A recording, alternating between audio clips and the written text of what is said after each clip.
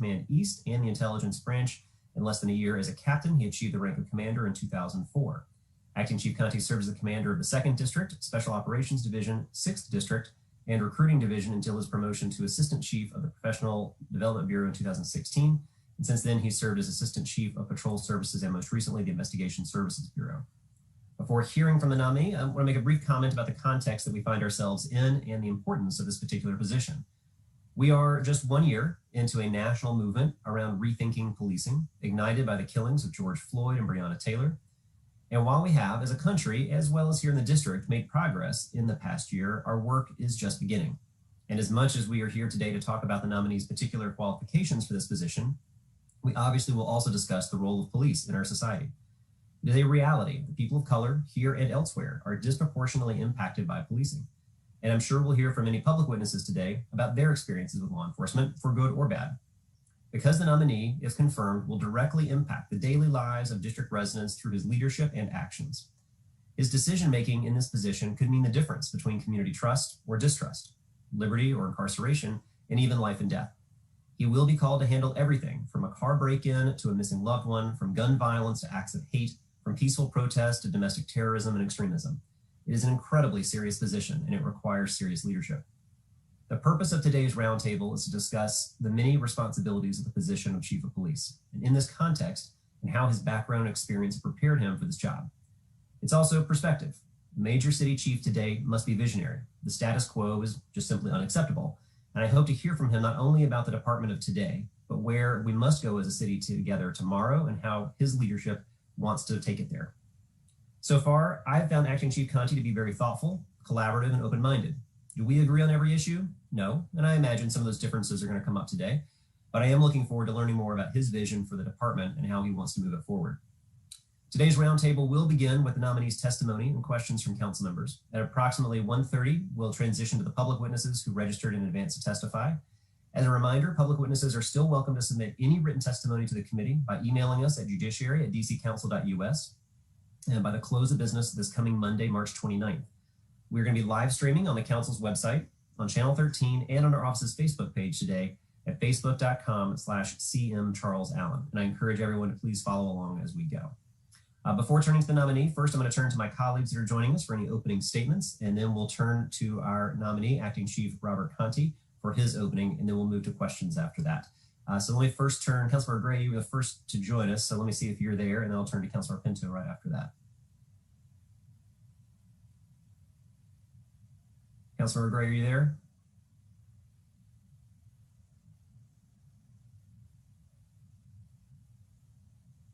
All right, Councilor Pinto, let me turn to you and we can come back to Mr. Gray a little bit.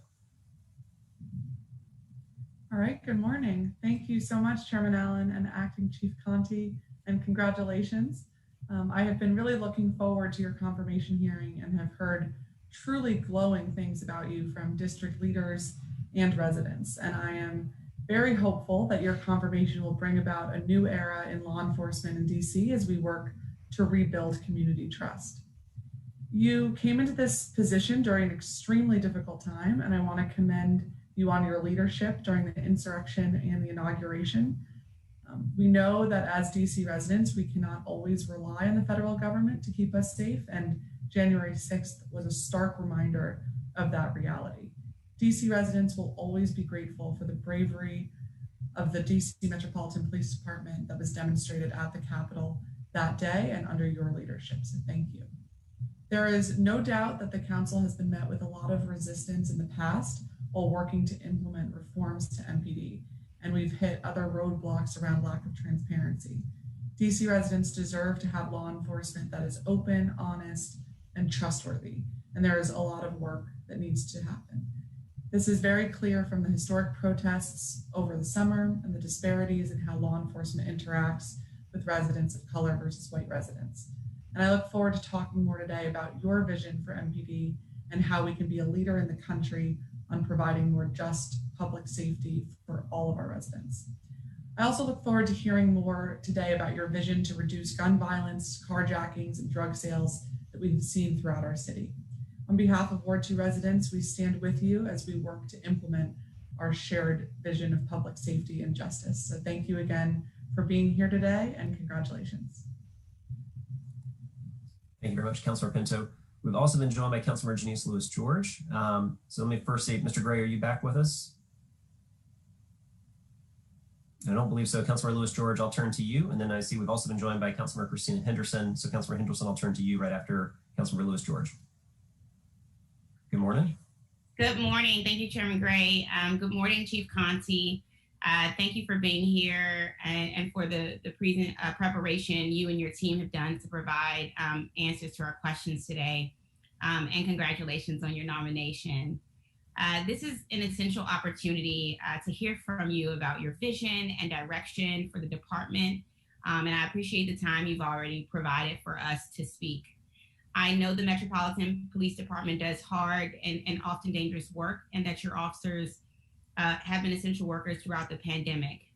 Our work here on the council in the Metropolitan Police Department and across government agencies and functions is to be of service to the public. It's a weighty opportunity and responsibility. Ultimately, we all answer to the public. And when the public calls for accountability, we don't take offense. We must see those calls for accountability, transparency, and dialogue as opportunities. It goes without saying that the relationship between the Metropolitan Police Department and the public has been strained. And it's clear that what's needed here is lots of rebuilding of trust. We need trust and humility from MPD that recognizes that the police are public servants, not saviors, and not above the law. If members of the public are criticizing the department, it is a call for listening and learning, not for further polarization. In order to move forward as a community toward greater trust, we have to acknowledge the wrongs of the past. What I'd like to hear today isn't just that we are moving forward, which I hope we are, and I trust that we are under your leadership, but also an acknowledgement of the past. I'd like to hear an acknowledgement that mothers are still grieving and crying, that children have lost their parents to the criminal justice system or gun violence, that residents have been harmed and hurt, and that trust didn't just fade, it was broken. If there's no acknowledgement of what is wrong, there's no way to get it right. Now, I've met with Chief Contee and know we connect on so many levels. We both are DC natives. We both, have come from law enforcement, and we have shared goals for where we want the city to be moving. But we are not going to move past the community's trauma and pain and feelings of distrust today.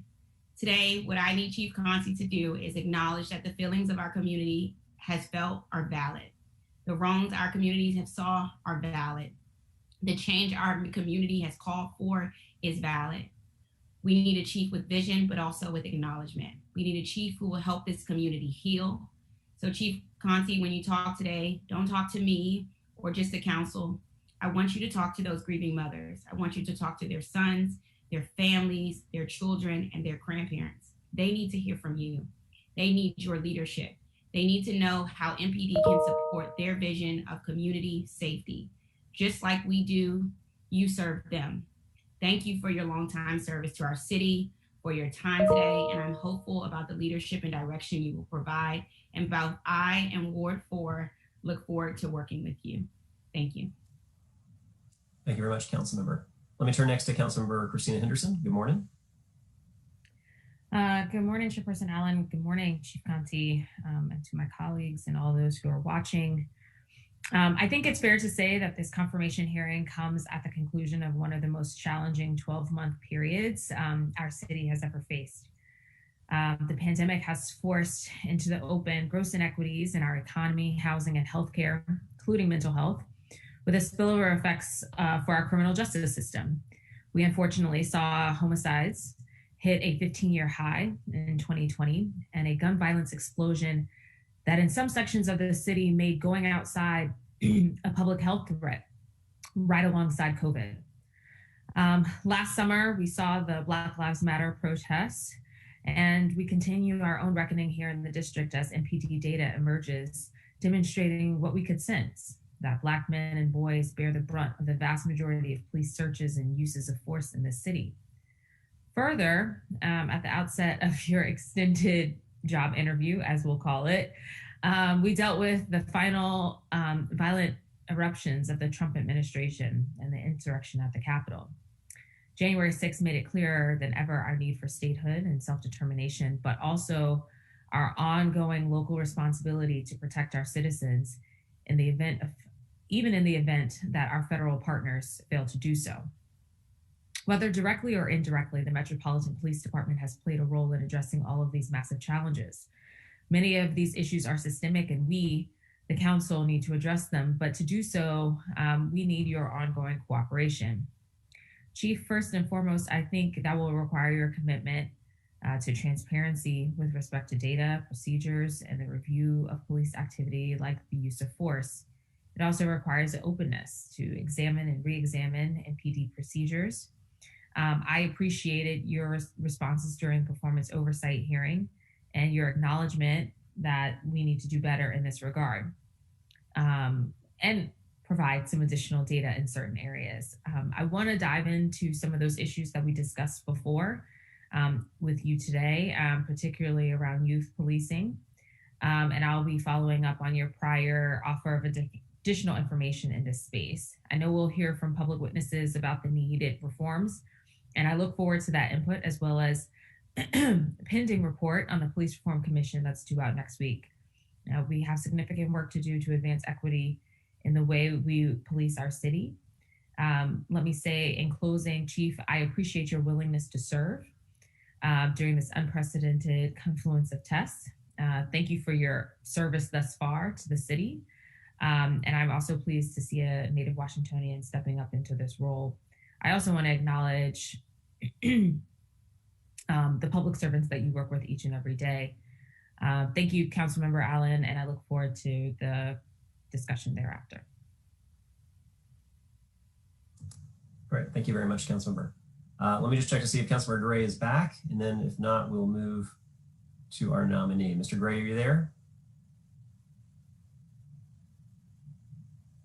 All right, we certainly will move to questions, can give him time for an opening statement if he'd like at that time. So Acting Chief Robert Contee, we're going to turn to you now for your opening. Before we begin, we're going to swear you in, and then after that, after your opening, then we'll turn to rounds of questions with members. So if you will, please, you swear or affirm under penalty of perjury the testimony you're about to provide to the Committee on Judiciary and Public Safety is the truth, the whole truth, and nothing but the truth. I do. Thank you very much. Good morning, Acting Chief Contee. Appreciate you joining us today. When I turn it over to you for an opening, and then again, we'll move to questions after that. Good morning, Chairman Allen, members of the committee, and everyone watching the hearing virtually. My name is Robert J. Contee III. I am the Acting Chief of Police for the Metropolitan Police Department. It is an honor and a privilege to be testifying before the Council and the residents of the District of Columbia to ask to be confirmed as MPD's next Chief of Police. This morning, I will share information about my background growing up in DC and how it has shaped my vision for the department and the city. I am a proud son of our nation's capital, raised on 21st Street Northeast in the Carver-Terrace community in Ward 5. When I was growing up, life was not easy in my neighborhood. Many of the challenges and traumas experienced by so many young people today were very real and present in my community and, quite frankly, in my home. Shootings, murders, crime, drug dealing, poverty, joblessness, hopelessness, domestic violence, educational and health disparities were all present in my neighborhood. More closely in my home, I experienced firsthand the impact of drug use and abuse on a family and its children. My father, who was 17 years old when I was born, not only sold drugs, but he was sick with addiction. I knew the smell of marijuana as a young kid. I remember the smell of PCP packaged in aluminum foil for sale and stored in a mayonnaise jar in our freezer. I remember seeing powdered cocaine stashed in my father's favorite hiding places, as well as syringes he used to put poison in his veins. And when crack cocaine ravaged our neighborhood, my home was not spared. My dad no longer sold drugs by that time, but he was addicted to it. I recall the homemade crack pipes that replaced the syringes as his addiction intensified over the years. That addiction would last long into my adulthood and well into my rise in MPD.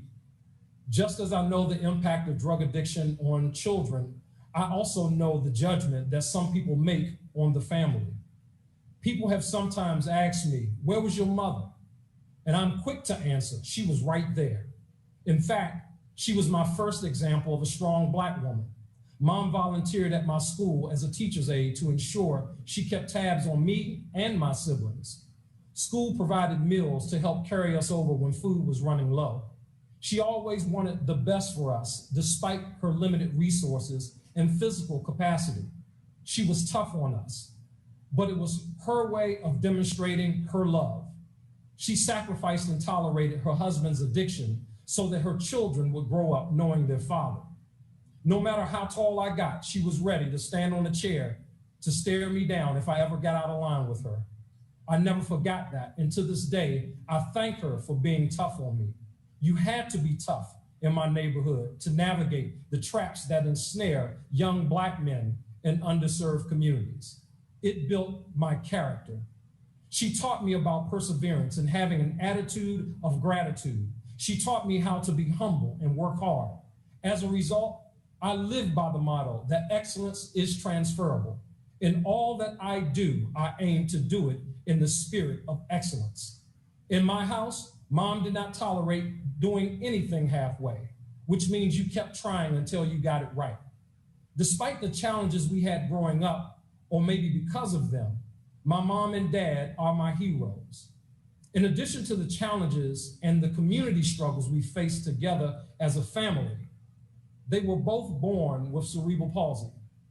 Even with these disabilities, they raised 3 healthy children, clothed us, fed us as best they could, and most importantly, they loved us. And even with my father's addiction, I saw him every day. Every day he walked to 21st and Benner Road to catch the X2 bus to work. And now, through God's grace, his own determination and drug treatment, he has been drug-free for 11 years. I'm so thankful that he was never incarcerated because of his addiction. He was not violent, he was sick. So when I tell you that I understand the challenges of our community, the challenges our communities face, our youth and our families, I mean it personally. This background, my past, has shaped my view of our communities and the people in them. Some people would not take a chance on kids with similar backgrounds that grow up in distressed communities. But here I am before you as an example of what can become of young people in our communities when they are given an opportunity.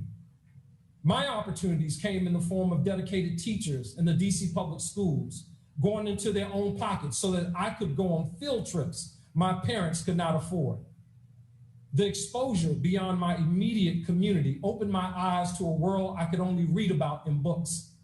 My opportunities also came because neighbors threatened to tell my mama if I was acting up in the community. It was job opportunities that helped break the cycle of poverty in my family. I swept doormats and took out the trash for neighbors in the apartment buildings where I lived for small change. At 12 or 13, I was caddying at the Langston Golf Course because I was not old enough to work. At 14, I worked in the Mayor's Summer Youth Employment Program to buy school clothes. And at 15, washed dishes at a local catering company. At 16, I worked at the old Kenny Shoe Store at Heck and Jamal. And in the summer, attended Mayor Berry's Youth Leadership Institute at Howard University. But the most pivotal moment for me was when I got my fair shot as a DC police cadet on November 20th, 1989, at age 17. It changed my entire life.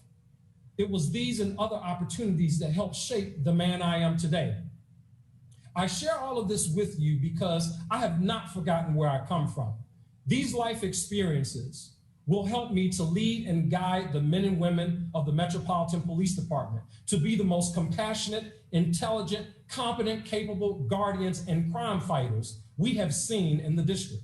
I want our officers to demonstrate compassion for people wherever they are on the road of life and be able to use discretion and seek alternatives when it is appropriate to resolve conflict within community. Before turning to your questions, I would like to highlight just a few of my immediate priorities for the coming months. As we move forward from some of the unique challenges of the past year, and even just the past 12 weeks since I was sworn in, I will be continuing to examine all aspects of our operations to ensure that MPD is serving and protecting the community with compassion, equity, and integrity, and that the department models the best practices related to transparency and accountability. First and foremost, MPD will be laser focused on violent crime in our communities. People have a right to be safe and secure in their community. I know the feeling of being part of a family that has survived violent crime. I remember well my cousin, Robert Smith, being murdered in Ward 7 on July 31st, 2005. I remember well our apartment being burglarized as a kid while my family slept inside. I remember the associated trauma and sleepless nights as a result of our safety being violated. I remember the first home I purchased being burglarized and my car being stolen in that same street. I remember well when I was in a crime briefing and I got a call that my father was stabbed while on his way to work. He was taken to the hospital with a collapsed lung. While I'm thankful for his recovery, I still think about all of these crimes that directly impacted my life and the fact that no one has been held accountable for any of these acts. There are many families seeking justice for loved ones that have been victims of violence. And I assure you, MPD will be tireless in our pursuit of criminals that hurt our family members and make our communities unsafe. I have seen far too much bloodshed in our communities. And it breaks my heart to think about the lives lost, the opportunity and promise that remain unfulfilled because of violence. And this lost opportunity is on both sides. The victims, of course, but also the offenders.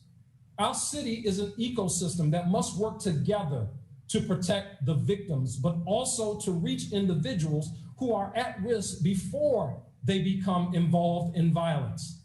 But make no mistake, in order to stabilize communities that are in crisis, repeat violent offenders must be held accountable for their actions.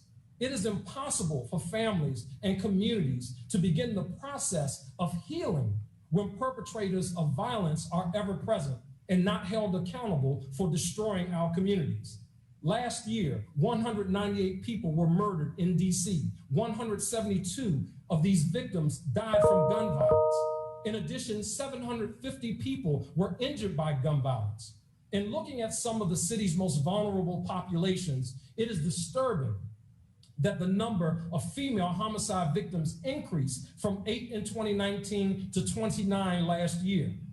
We know that at least 10 of these women were victims of domestic violence. Tragically, 11 children were victims of homicide in 2020. This is unacceptable. As a great city with many resources, we should be able to protect all of our children from deadly violence and simultaneously ensure a system of accountability. As I mentioned 2 weeks ago at MPD's performance oversight hearing, I am reviewing and will be revising the agency's strategies related to guns and gun violence. I want to be more strategic about getting the right guns out of the wrong hands. We have already shifted resources to focus on intelligence-based policing approach to identify, interdict, and interrupt violent offenders. The goal is to build strong criminal cases to ensure those repeat offenders cannot continue to endanger our communities. I am already seeing some success with this focused approach to combating violent crime in the community. This effort is closely linked to my goal to ensure that our strategies support and don't undermine vibrant and safe communities where our residents, our youth, families, and seniors can thrive and succeed. I understand how structural racism pervades so many aspects of our society: housing, education, healthcare, access to financial resources, access to opportunity, and policing. And I understand how our choices as police officers can aggravate or mitigate structural racism. The critical challenge facing our society is how can we work together to dismantle structural racism to establish a more equitable nation?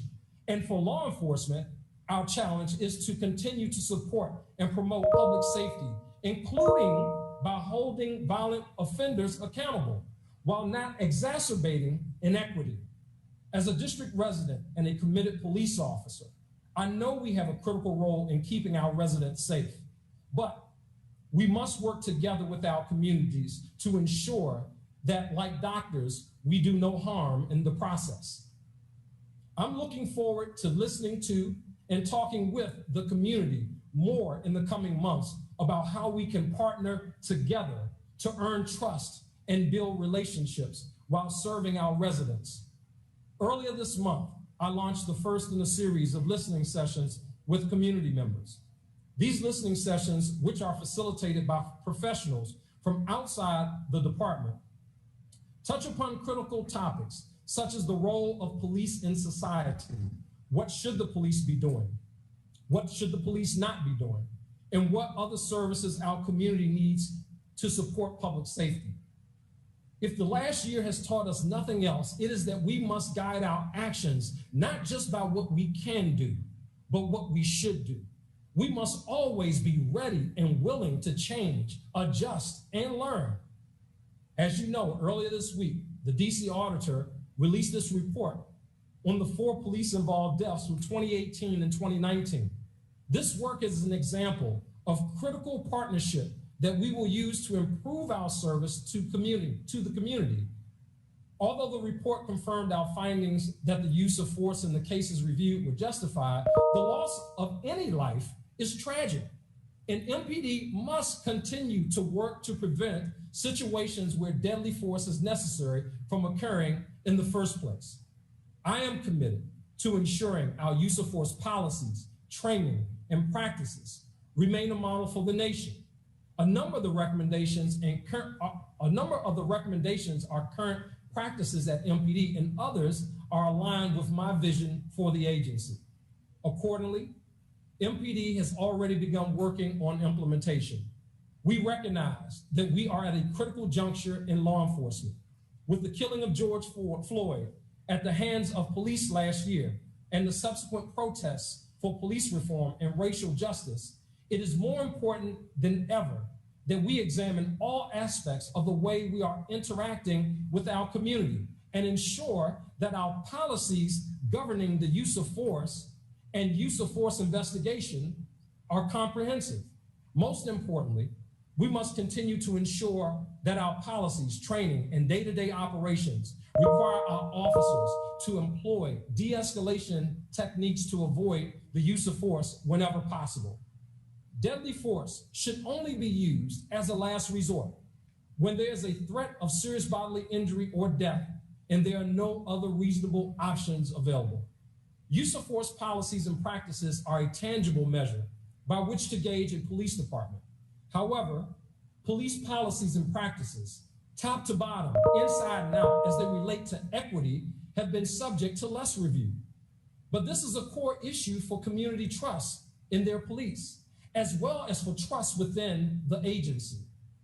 Therefore, I am commissioning a national organization to conduct an organizational health assessment to review MPD's policies and practices related to diversity, inclusion, and equity in multiple areas, including race, gender, and sexual orientation, and operations and processes such as recruiting and training, supervision, promotional processes, EEO processes, and internal investigations. Outside of the agency, the review will focus on the delivery of police services and unbiased policing efforts. The review will include a specific focus on extremism, hate speech, and white supremacy. To be clear to the men and women of the Metropolitan Police Department, I believe in you and believe the overwhelming majority of members respect and value everyone in the district. It has been my distinct honor to serve this city beside you for all of my adult life. And while my job as chief of police is, of course, to work to safeguard the community, it is also to support the well-being of the MPD force, sworn and professional. This priority became all the more urgent in the aftermath of the insurrection on January the 6th, 2021, when our officers were engaged in a violent and dangerous confrontation with armed rioters for hours. This event followed a difficult year for our officers of long hours, due to frequent First Amendment assemblies under the added stress, both professional and personal, of the global pandemic. In the aftermath of January the 6th, I began laying the groundwork for a stronger focus on employee well-being by engaging in a live debriefing about the impact of January the 6th on our officers and on myself. While I hope that the rest of their careers, our officers will not face another situation as challenging as January the 6th. Repeat exposure to trauma is a fact of police work in our city. In order to fight against compassion fatigue and to have officers who can serve our community with empathy, we must support the wellness of the whole person. Therefore, I have dedicated a full-time position for a well-being coordinator and 2 additional clinicians to support MPD's Employees Assistance Program. The new well-being coordinator will support the development and implementation of a department-wide holistic approach to mental health. The new staff member will coordinate the complex and critical network of resources for officers and work to expand services and member participation in them. This will include implementation of the Blue Courage program, which will foster critical discussions around resilience, behavioral health, and leadership for our sergeants and mid-rank members. Looking forward, we have a lot of work to do to ensure the continued safety of the district, its residents, MPD officers, and others. I would be remiss if I did not raise 2 critical issues that jeopardize our ability to do so. For one, the assault on the Capitol has exposed weaknesses in the security of our city. The federal police forces in DC are re-examining their security protocols, given the risk of both foreign and domestic terrorism. As the chief of police for MPD, I must think about our preparations not only for possible attacks, but the daily impact of the changing operations of our federal partners. As they harden targets in the federal enclave, other buildings in the city under MPD jurisdiction may become more likely targets. I believe this will be a pressing issue in the months and years to come. In addition, between the twin challenges of the COVID pandemic and the rising civil unrest, the past 12 months have been exhausting for everyone at MPD. Sworn members of all ranks and professional employees alike have been working around the clock while dealing directly with issues that have increased stress levels for everyone in this country.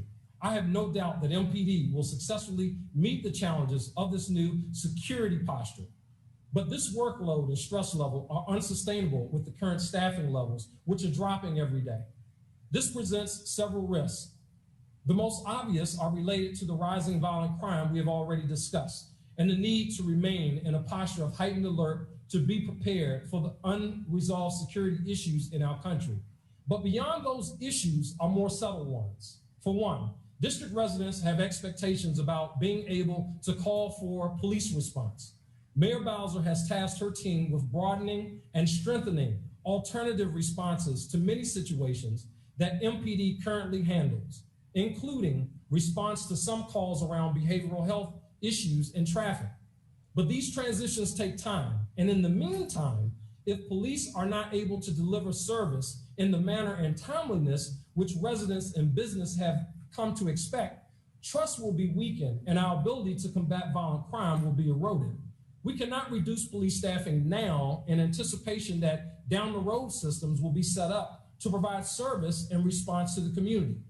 Decades of federal programs have supported a common public expectation of community policing centered around police as the core problem solvers in the community. We cannot undo these expectations and systems in a year or two. Other agencies and community groups must have established staffing, policies, and practices in order to respond to the community. In the meantime, to continue to make improvements in policies and practices, MPD must have the manpower to develop and implement them. For instance, I would like to increase training for officers in several areas, including de-escalation and response to behavioral health issues. But additional training beyond our annual 40 hours of professional development training takes officers off the street. We need to maintain staffing in order to ensure our officers continue to get the best training. I also want our supervisors to spend time in the field with our officers to improve employee development and accountability. This includes training all MPD members on active bystandership for law enforcement to ensure we are holding each other accountable for meeting high standards. But enhanced supervision means we need to shift or reduce administrative work that keeps frontline supervisors off the street. And while overtime pay may be a short-term solution to fill gaps left by a shrinking workforce, it also contributes to an overworked and burnt out workforce and could impair decision-making. I urge the council to recognize that supporting strong training, supervision, and accountability measures require manpower, and reducing staffing makes it more difficult to make those improvements. In closing, it is my great honor to lead the Metropolitan Police Department to be the standard of excellence for policing in the 21st century. There is room at the table for anyone and everyone who is committed to working toward focused, balanced, and fair policing in our nation's capital. I look forward to continuing to work with our communities and this committee on a shared goal of improving safety in the District of Columbia. Thank you, Council Member, and that will conclude my testimony. Thank you very much, Acting Chief Contee. I want to just quickly note for the record, we've been joined by Councilmember Alyssa Silverman and Councilmember Robert White. And when we turn to rounds of questions, I'll make sure we add a little extra time for any opening statement that you'd like to have. Thank you for your opening remarks there, Chief. I think, you and I have known each other for several years. As commander, previously as commander of the 1st District, we have stood in rooms together. We've worked with community together. I've watched you and worked with you as you were assistant chief as well. And really appreciate your comments there about laying out your vision now as the nominee for chief. I think it's fair to say your comments and what you laid out, I believe it represents a break from previous leadership. I think the vision you lay out is something that that is more true to the person that I have worked with over the last several years, but is more reflective of where it is that we need to go. And so I appreciate you laying that out in detail about both talking about and being brave enough to share your own personal story and personal journey, as well as what you want to see and where you want to go and then how you want to lead that. Of course, that's what we're going to talk about today. So let me do an exercise where we flash forward a little bit.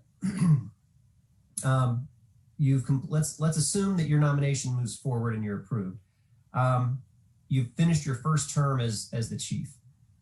From your perspective, what are the major 1, 2, or 3 accomplishments that you've achieved in your first 4 years if you were able to move forward and have a full term? Well, thank you for that question, Council Member. The first thing that I think that's really important, especially as we talk about seeing improvements in communities. As a police department, we have responsibility for ensuring safety in communities. So I think a reduction in crime. Right now we're facing a national trend where we're seeing homicides and shootings at record levels all across the country. And I think that to stabilize communities, that is something that we are really going to have to work very hard on. And it's not just the Metropolitan Police Department working very hard on those issues. It's the Metropolitan Police Department working very hard with community and all stakeholders. So we have to be a more willing partner at the table to engage when it comes to those specific strategies and trying different alternatives to reduce crime. Surely we've seen that arresting our way out of a problem is not the answer. So I will not be focused as a department on just trying to arrest our way out of this, but in an effort to reduce violent crime, really focus on building the bridges with community and those stakeholders in the community that are important. The other things that are also very important that I will say that you'll be able to reflect back on as we talk about, stop data and the things that are going on in community with respect to that. I want our efforts to be more strategic in terms of not just stopping, as many people as we can. Not that that's our practice, but it's the appearance that that's what our practice is, but that we make the right stops of individuals. And as a result of that, being more strategic in terms of our focus, I'm hoping to see reductions in those areas in terms of the amount of people that we stop. If we have to stop, one person to get one gun, I will certainly take that over having to stop 30 people to get one gun. And I think when the focus is so squarely on the shiny object of the gun, let's say as an example, I think that you have the potential for your scope to be narrow in terms of how you focus on the things that need to be focused on. If I can get young men in a room and have conversations, I was just having a conversation with some community leaders the other day. If we can get in a room or go into a barbershop and have conversations that's going to reduce gun violence in communities, that may reduce young men who are out here engaged in activity that are harmful to our communities. If I can do that in a room and not have to have police officers to stop those young men to bring those types of activities under control, or to incarcerate those young men for activities that they may be engaging in the community, I'm certainly willing to do that. I think that we will focus on this as a city. I think that the city certainly has an appetite to see those types of reductions. When you talk about stops that are being made, I don't know what the magic formula is. How many is too many, how many is not enough, but I know what I see, and what I see is that we can do better in that area. The other thing that you will see in terms of the mental health and well-being of our members, I think that we have to have well officers that are patrolling the communities in the District of Columbia. And I know this, having been an officer here for 30 years, seeing trauma day in and day out. Most of the people that are on this call and viewing this from wherever they might be viewing it for, have not had the unfortunate responsibility of standing over, many of the 198 decedents from the District of Columbia last year. I have had that. And when you do that as a human being, if you're true and honest with yourself, you can't help but to be impacted by that. So I think that we have to focus internally on making sure that we're putting the best officer in community. And when you put the best officer in community, much like we care for community, the whole person, I have the responsibility of caring for the whole officer. So it is certainly my intent, as you guys reflect back on the next year, the next 2 years, and so forth, that we have a program that is well underway, that's a national model for how you do that with law enforcement officers. It's critical. It's critical because it impacts how they engage community. It impacts their judgment in community. It impacts the level of compassion that they have for community. And I certainly have a responsibility to make sure that we continue along those lines. The other thing that I would say, sir, is that with respect to the way that we deal with First Amendment demonstrations,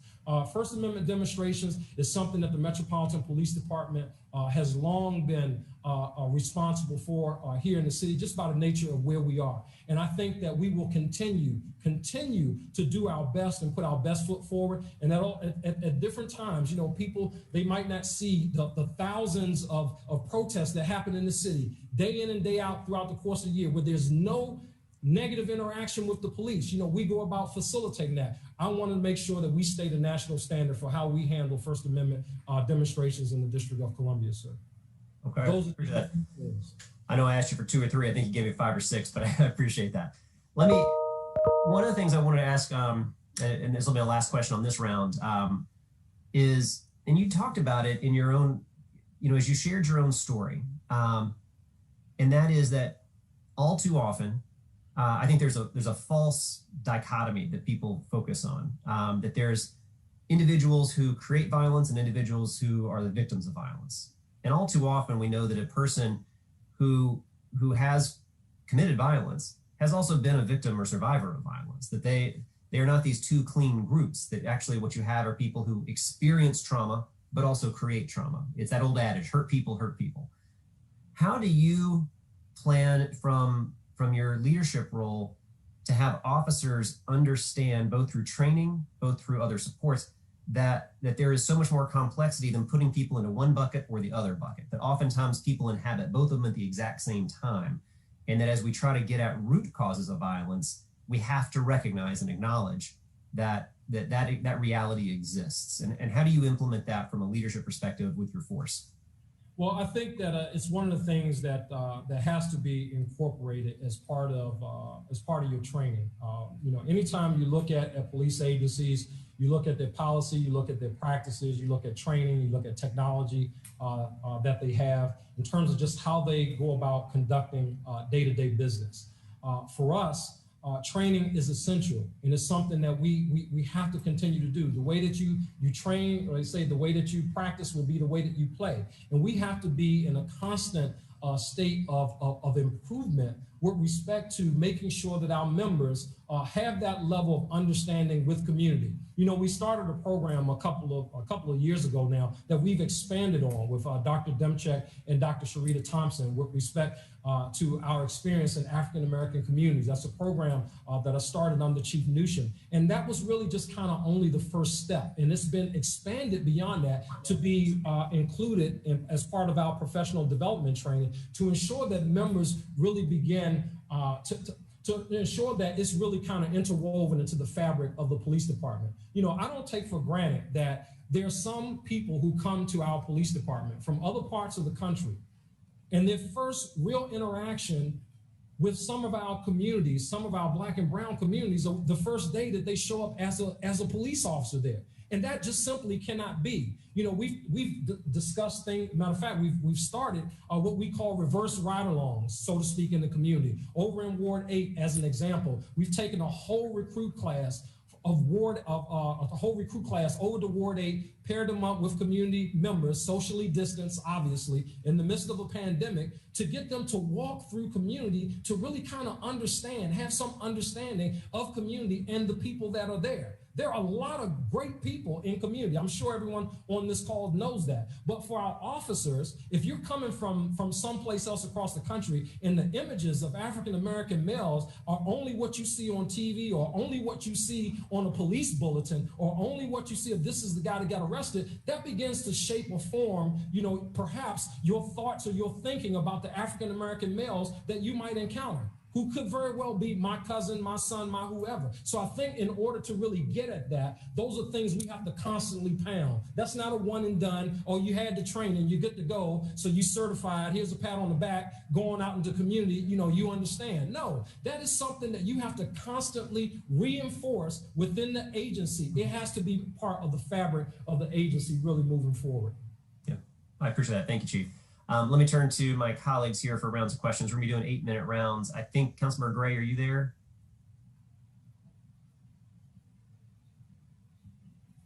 All right, let me turn to Councilmember Pinto. Thank you, Chairman, and thank you, Chief Contee, for your testimony. It's great to hear some of your vision for the department moving forward, and I particularly appreciate your comments around the well-being coordinator. I think, as you note, our officers are often experiencing their own trauma, when they have to deal with terrible situations, and without the proper mental health care for our officers, it's much more likely that behavior is not measured. So thank you for your effort in that. I want to talk about interactions with neighbors experiencing homelessness. And so there are so many partner agencies who are working on outreach throughout the city. Under your perspective, how is MPD working with our partner agencies when they're called to respond to incidents with our unhoused neighbors? Thank you for that question, Council Member. We work very closely. We actually make a lot of referrals to a lot of the service providers to assist with our homeless population. And as we see, and that's been an issue, for many years. I recall when I was a 2D commander, we had what was called a hot squad then, the homeless outreach team, and they were really kind of the primary response mechanism for homeless issues in community.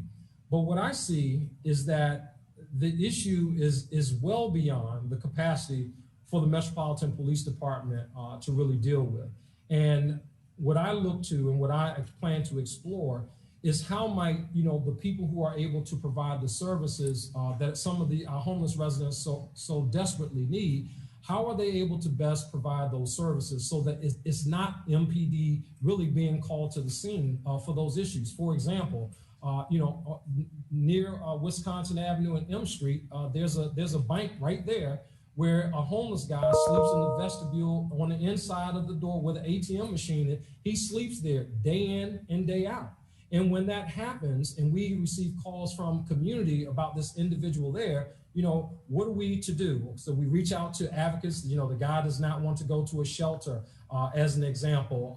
He's homeless, so you move him from one location, to the next. It's really not solving the issue. And we certainly, we don't have the resources within the department to resolve the issue, especially if there's mental health concerns, et cetera. So I really see our role as partnering, being a better partner with the service providers, and really kind of leaning on them, to be quite honest with you, for what the desired outcome for community. What is that supposed to look like? If the only thing I have is a jail cell, right? And then the other thing that I have is the ability to make connection to a service provider, my option is to make the connection to the service provider, and the service provider provide what is needed. And right now, it seems like that does not always happen the way that I would like for it to happen. You see mental health issues on such a level, in the homeless population, that I don't think anybody would argue in this city that it's something worth giving our full time and attention as a city to. Okay, and how about your coordination with the National Park Service, both for this issue, but also with larger law enforcement issues and coordination? Yeah, so we coordinate with National Park Service, but here's kind of where the problem is, and this is just being very frank. When you have a homeless population that's on National Park Service property, it's kind of like the line in the sand, right? And National Park Service or U.S. Park Police, they may respond to whatever the concern might be on National Park Service property, and depending on the action that they take, that could impact the Metropolitan Police Department and the city as a whole. If they, for example, say, hey, well, you can't camp here in the park is closed, and that individual then moves to DC public space, now the issue, it's a city responsibility at that time. So again, we've just kind of moved the issue from Park Service property to city property, but we haven't really addressed whatever the underlying issue is in a lot of cases. Every day that I drive home, I see tents popping up under a bridge or someplace like that, and you got to wonder, like, hey, how did this young man who appears to be in his early 30s, how did he end up in this situation, and what resources are available to help that person who clearly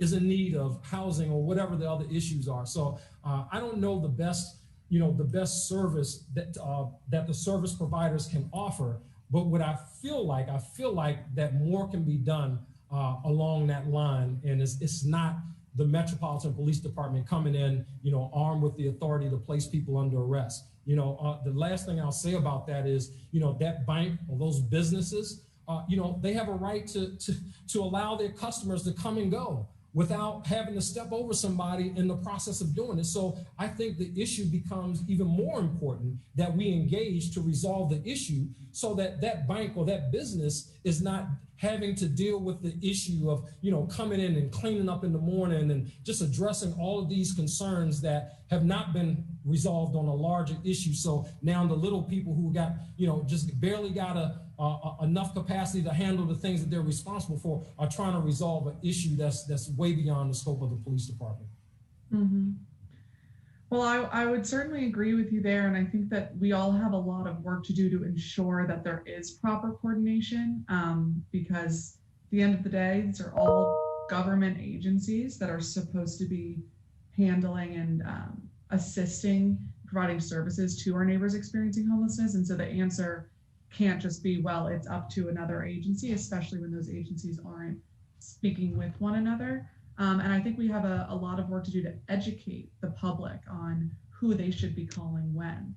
We have some neighbors who automatically call MPD if they see something that they perceive to be an issue, versus who will only call the Department of Behavioral Health, versus will call a provider like Miriam's Kitchen, who does wonderful work.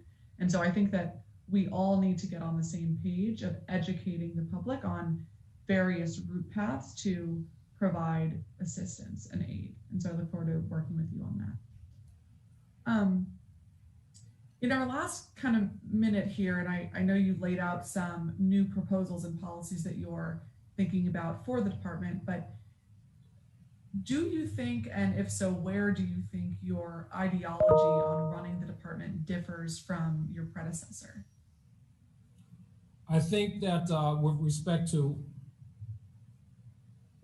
to my thoughts and my views, my intention is certainly to be a collaborative partner with all involved parties. As I stated at the very beginning, my predecessor, he served faithfully the city for many, many years and led the department, the best way that he knew how. And I've served the city for 30 some odd years. And my vision is a little different in terms of how we plan to be a lot more laser focused on how we go about doing the business that we do. I think it's important to attack the gun problem in our city. That is a valid concern. We see a lot of guns in our city, but it's more important for me to make sure that we get the right guns out of the wrong hands, as opposed to just getting guns. And I know I'm out of time, almost out of time, but when you say right guns out of the wrong hands, what do you mean by the right guns? So what I mean by the right guns, I'm talking about the illegal guns. Right now in the District of Columbia, we have over 24,000 registered firearms in the District of Columbia right now. We have over 6,000 people in the District of Columbia with concealed carry permits in the District of Columbia. That's a huge number compared to where we were 3-4 years ago. What's more important to me, when you talk about who has guns in community, who are our shooters? Who are the people that are making communities unsafe? Who are the people who we know are bona fide shooters in neighborhoods that don't care whether, it's you, whether it's your family member, whether or not a 1-year-old kid is in the car?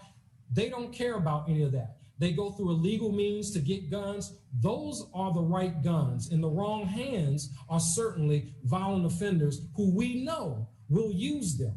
As Councilmember Allen mentioned a few minutes ago, oftentimes our victims and suspects, when you look at our homicide victims and suspects, many of them, not in all cases, but many of them hurt people who are hurting people. A lot of times you look at it, there's system involved early on in their life at age 13, 14, absences from school, involved with CFSA, all of those things. And we see the road that they're going on till ultimately they get to a point where they use the firearm during the commission of a crime.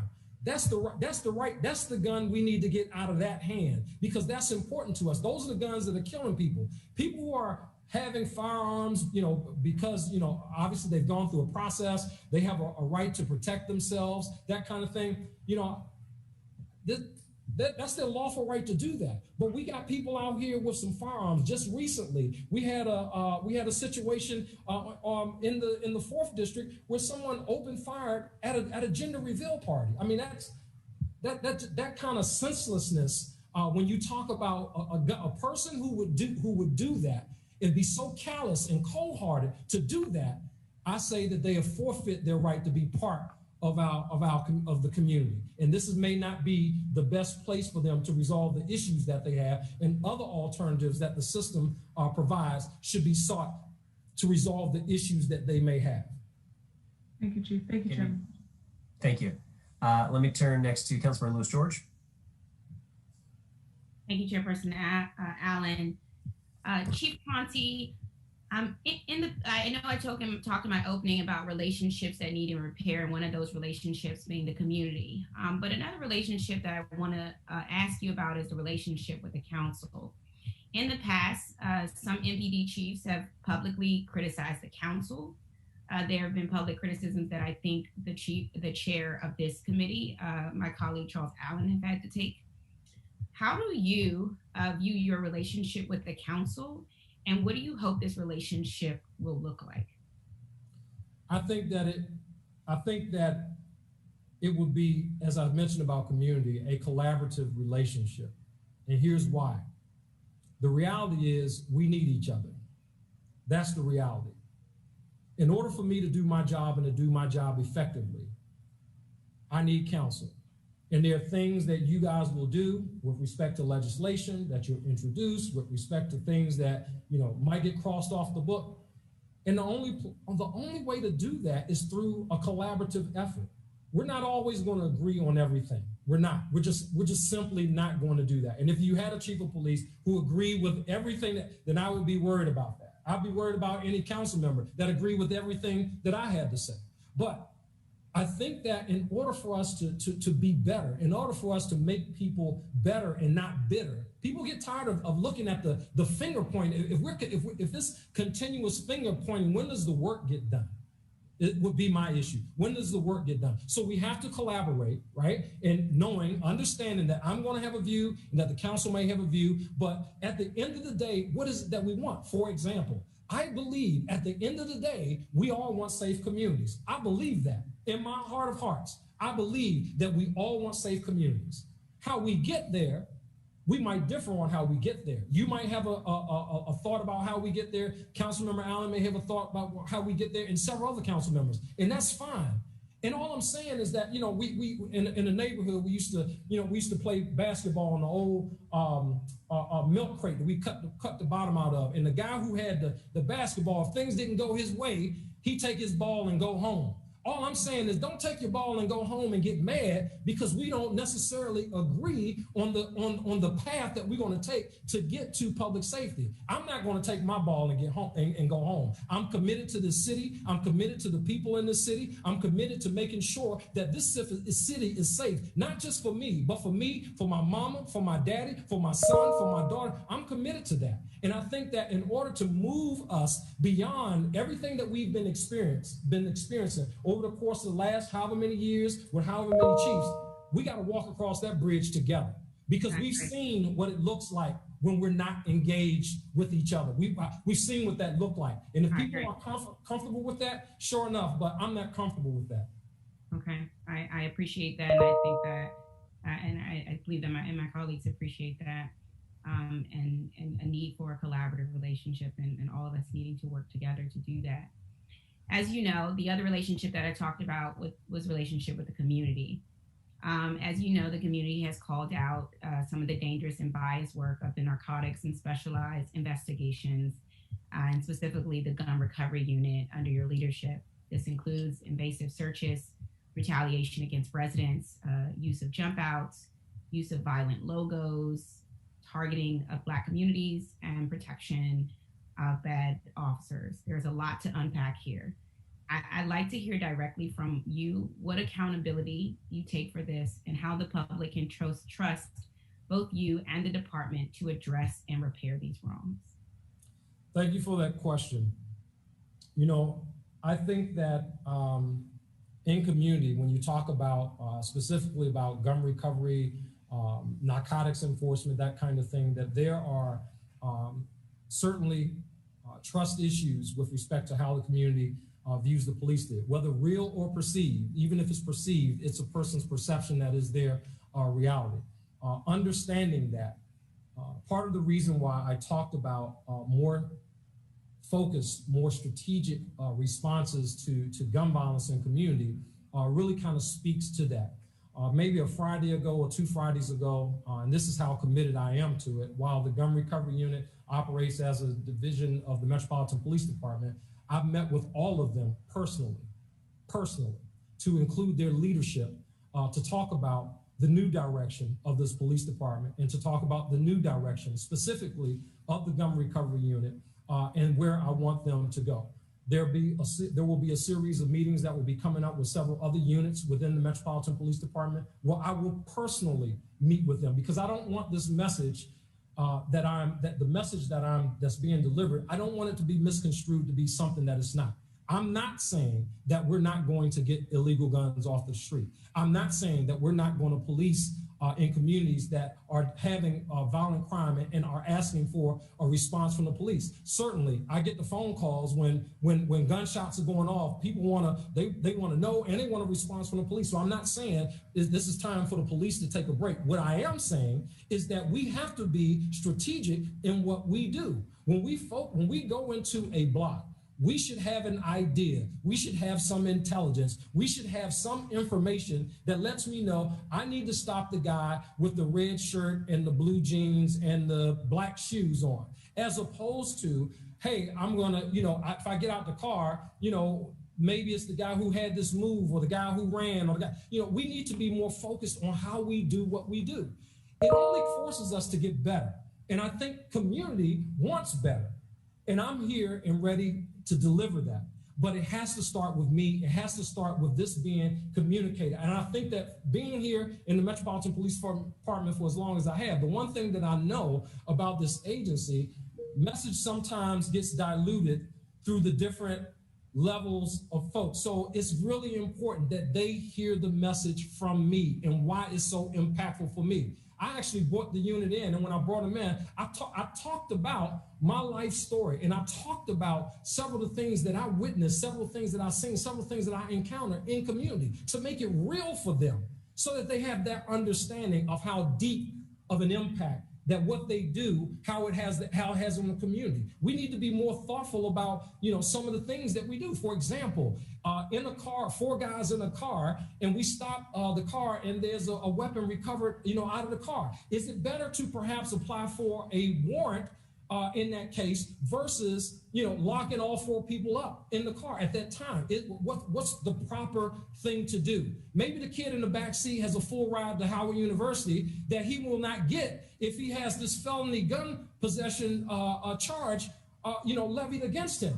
And I don't want us to be a police department where, we allow for the judicial system to sort it out. The judicial system been trying to sort it out for years, and that's not what's best for people in our community. So we have to be more strategic about how we do, what we do, how we focus on, what we focus on. And I'm certainly, as I said, I'm all in to do that. I've initiated those conversations, and I plan to have several more of those internal to ensure that the message is coming from me.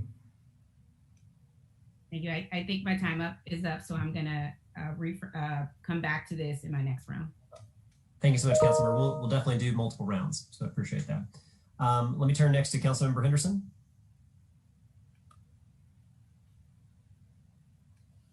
Hi, sorry about that. I'm doing multiple things at one time here.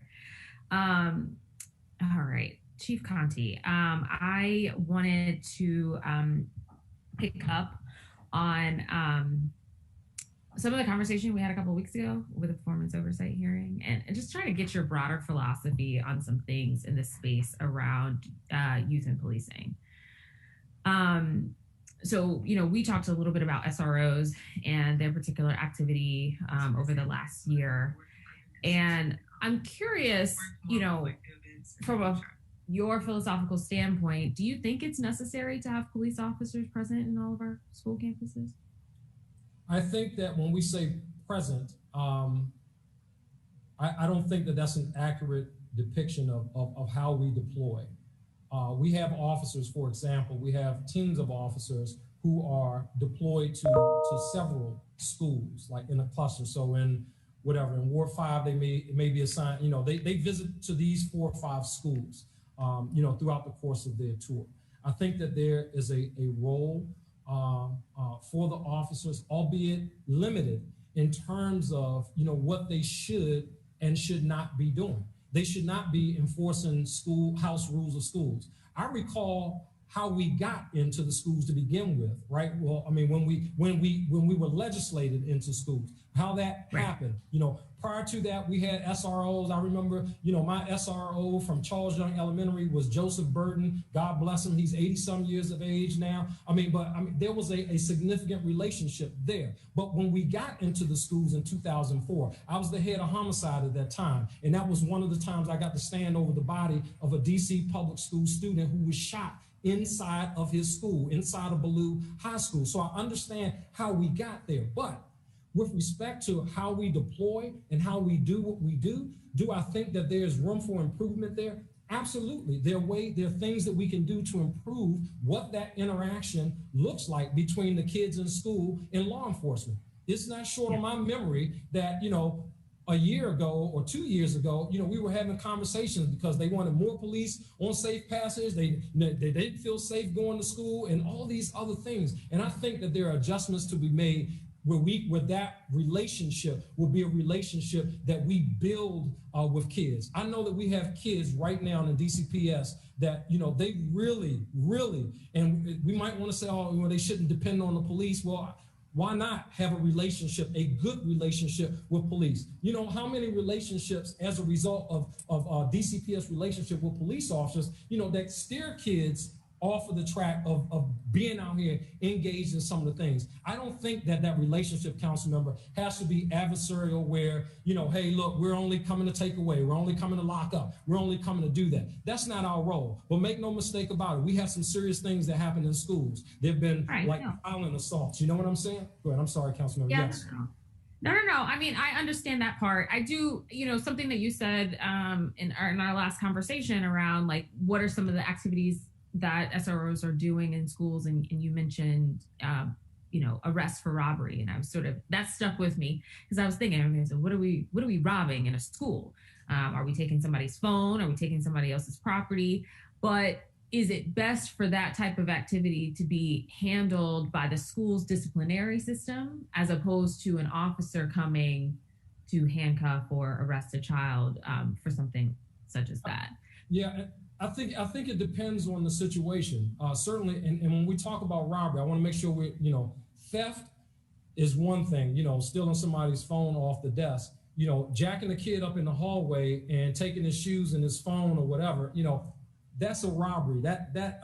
And when you add parents into the mix of that, right? You add a parent who want accountability. They don't want to send their kid to school to be bullied. Now this kid has to come to school the next day and see the kid who, took his shoes or took his money or took his whatever. I mean, it's a very delicate issue there. But I think that, there are certain things that are certain within the realm of the school to deal with, right? The school's administrative process for them to deal with. But I think that and perhaps that's a conversation between law enforcement, the schools, and council about what are some of those things we don't want people arrested for, in school. We think of all kinds of things that we decriminalize, across this city, with respect to our schools. I think that we could have a conversation around, what are the things we want to enforce versus things that we want the school to just deal with. And if there's some agreement there and that there's buy-in from parents on that, hey, look, if your kid get robbed at school, your kid get his Jordans taken from school, understand that that's a discipline issue that the school will address.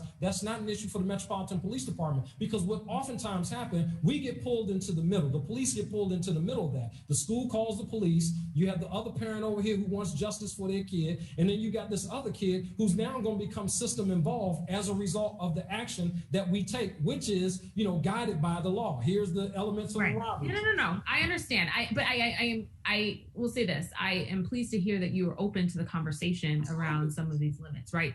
Because I do feel like there are occasions where, some folks are emotional about what has happened in that moment. But if we step back and